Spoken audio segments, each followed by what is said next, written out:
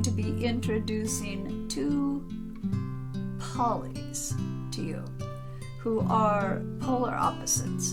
And you might think that one of them is definitely far superior to the other, but actually they are on the extremes. And what we're looking for in life is balance. We don't want to be going to extremes. So these characters are going to show up just to show you something you may recognize in yourself, and you may choose to adjust. At least have a laugh. Hey, my name is Pollyanna. I'm inspiring with my positivity. I always try to find the silver lining in everything. I am a true example of love and light. So let me give you an example. I had a little mishap on the stairs the other day.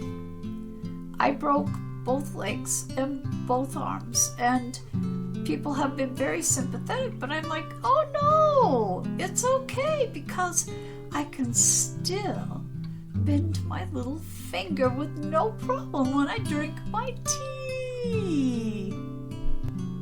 My name is Polly Crappa. Yeah, you heard that right. My parents had quite a sense of humor. And actually, it's been very appropriate, because if there's been crappa to encounter in life, it's been guaranteed to find me. So let me give you an example. I cut my toe on a shell when I went to the beach the other day. It was supposed to be a really good experience. I wanted to feel my feet in the warm sand, took my shoes off, and then what happens? I step on a freaking shell and cut my toe. And so now I'm just anticipating a major infection. I'll probably get gangrene and lose my toe, because that's how my life is. I know that if there's something bad that can happen, it'll happen to me. If I'm having a bad day, I'm still positive. Oh, will you cut that crap out? What do you mean, will you stop? How could you be so positive? I think it's really important to always be positive. I don't know, I just don't believe in that positivity stuff. I don't want to get my hopes up and then just be disappointed when everything turns to, no, I'm not gonna say crap, shit. I don't want to get my hopes up.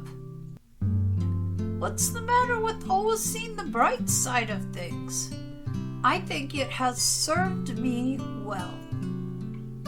Haven't you had situations that went bad because you only wanted to see the good and you couldn't see the reality?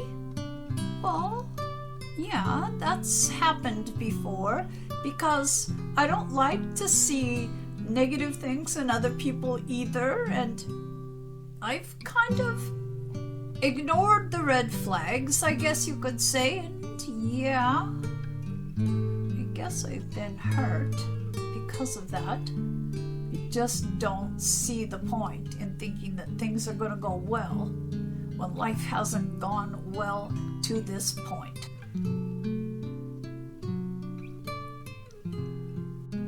Well, okay, you're right. I should have noticed the red flags. I had instincts that told me something wasn't right, and I ignored them because, well, they weren't positive.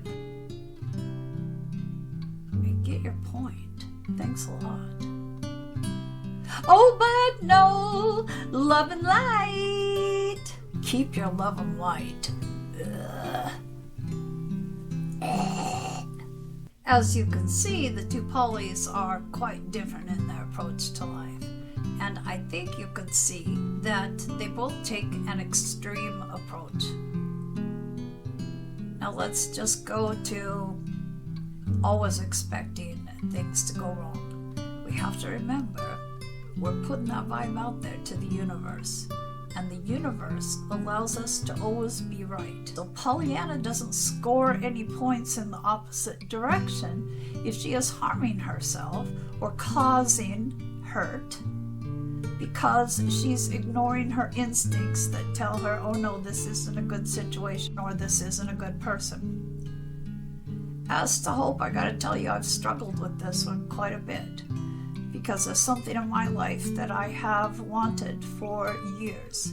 And I'm at the point now where I'm like, what is the point? What's the point of being hopeful that this still could happen? Obviously, it's time to accept that it just ain't gonna. But the question I had to ask myself was, does it feel any better to lose hope than it did to have hope? And actually, it doesn't.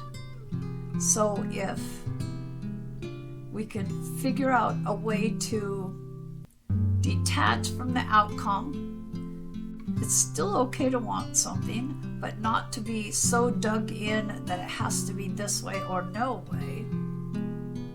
We can still maintain hope, but know that whether what we want comes to us or not depends on whether it's meant for us or not.